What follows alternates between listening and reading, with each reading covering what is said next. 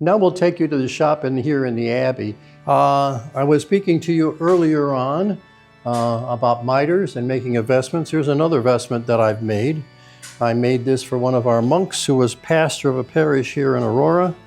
Obviously you can see that it's kind of focused in upon the Holy Spirit. So this is one of the vestments that was actually made in this tailor shop right here. As you can see around us are a number of machines. Somebody who didn't know anything about machine would look at this one, for example, and say, oh my God, what an antique this is. And in a sense, it is an antique.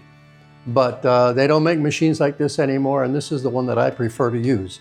Though we have some more contemporary machines here that we have picked up along the way that have come because of a monk entering the community, had this in his possession. He brought the machines along with him.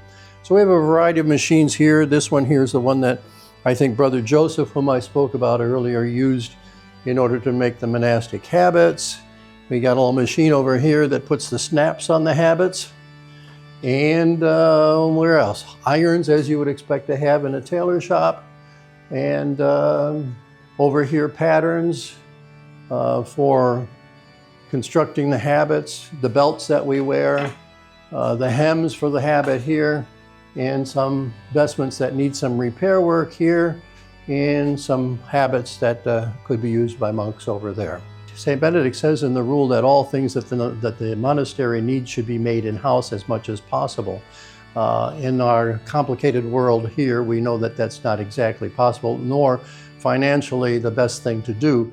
But if there are things that monks can provide for themselves, it's a good thing to do. So that's the reason for the existence of a tailor shop. We provide for ourselves the vestments for the liturgy, as well as our own vestments, if we possibly can do that, for ourselves.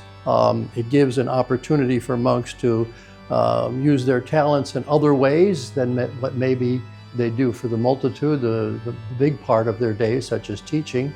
And perhaps at times, as it was for me, was an outlet to let your mind just go free, your mind not to have to be concerned with the challenges of the day, and let your creative juices flow in doing something that is useful to the monastery, but at the same time gives you pleasure in producing.